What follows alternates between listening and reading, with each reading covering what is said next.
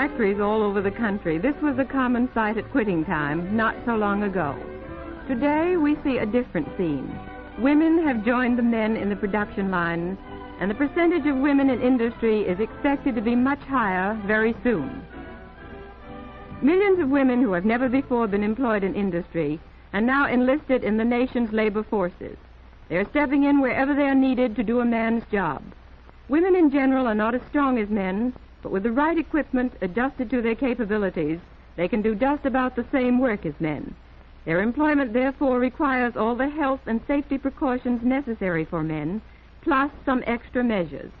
Their part in the war effort is very important, but their understanding of basic safety rules and good health habits is just as important as the turning out of the thingamabob that's going to win the war. Who are these women? Where did they come from? They worked in restaurants. They were the homemakers who prepared meals for their families. They were the mothers who raised boys and girls to become fine men and women.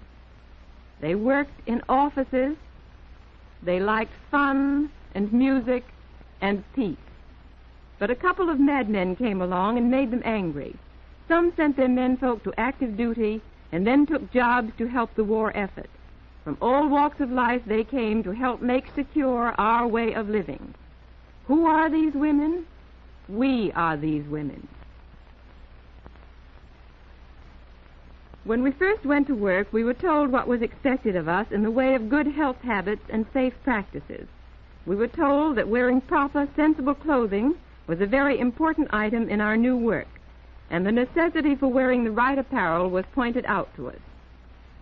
We were told first that loose flowing hair is dangerous. It may catch in moving machinery, and electrical attraction can draw free hair into moving parts. Long hair can cause an accident if it falls across the face and eyes and interferes with seeing your work. Loose flowing sleeves are an accident hazard around moving machinery. Material caught in a moving part may cause serious injury. Wear tight sleeves or short ones to work safely. Machines have many parts that may catch materials, and you must be very careful not to wear anything that may cause an accident. Rings, watches, chains, and other adornments may also cause injury by catching in the machinery or tangling with materials. Leave your jewelry at home. Long fingernails are accident hazards, too. Trim them to sensible size. When working at top speed, as we all are, we can't wear high-heeled shoes. They catch easily, ankles turn, and the effort of balancing ourselves tires us quickly. Dressing sensibly like this, from shoes with wide, low heels to proper headdress, an attractive turban, or a hairnet, will give us protection where needed and help us work efficiently and safely. And now another important safety measure. Eye shields and goggles must be worn when doing work that requires them. Protect your eyes from flying particles and dangerous glare. The first time you leave eyes unprotected may be the time that brings injury to precious eyesight. For positive eye saving, wear your goggles and shields. Many of us work on machines requiring the use of cooling or cutting oils. Others may be handling synthetics of various kinds. To most of us, these substances may have no effect on the skin, but figures show that while the materials you now work with may be harmless to 95 out of 100 women, you may be one of the 5 it does affect. If you notice anything wrong with your skin, report it at once. Get the proper medical advice so you can take steps to eliminate your particular form of skin trouble. Proper position at our work will make us less tired at the end of the day.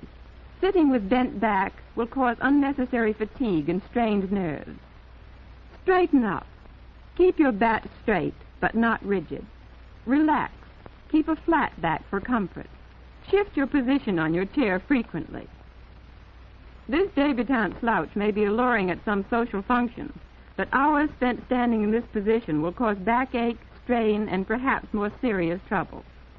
Keep the parts of the body in a straight line, one above the other, and so maintain natural balance and reduce fatigue. We must also correct bad health habits to work efficiently and safely. Fatigue is the cause of many accidents. We can do a lot toward overcoming tiredness by proper rest and diet. 8 hours of sleep every night and regular balanced meals are health and beauty secrets every woman knows. We wouldn't be women if we weren't concerned about our figures. An extra pound here or there can sometimes cause great concern and mental anguish. Many of us now in industry formerly did work that required less physical energy. A piece of toast, weak tea, and a lot of conversation used to be our excuse for lunch. But increased activity at our jobs now needs increased energy to do these jobs efficiently. We can get this extra energy by getting the eat right habit. Many women now eat their big meal at noon. They don't get home to eat with the family, so they eat a substantial lunch. What we eat has much to do with the way we feel. All diet experts stress the importance of protective foods. Meat, milk and its various products, eggs, leafy vegetables, green salads, fruit, and enriched wheat breads are basic sources of energy and strength. Though at first we worried about our figures, which was natural, we soon found out that the extra energy used at work consumed the food eaten, so that made everything even. Don't be afraid to eat what's good for you.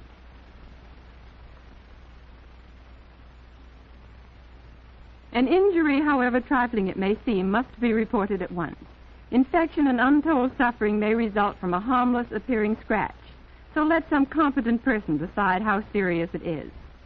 Much lost time in industry is due to illness and injury. However, too much is due to the outside interests which should not handicap our war effort to the extent they do. We may feel that we simply have to take an extra day off to get a lot of shopping done or get ourselves a new hairdo and manicure. But we must realize, all of us, that before this war is won, we will have to sacrifice personal pleasures in order to do our jobs efficiently. Whenever we take extra time off, it leaves empty spaces in the production lines. Material piles up, waiting for the operator who should be there. Your place in the war effort, however small you think it is, can cause a slow-up of production by your unnecessary absence.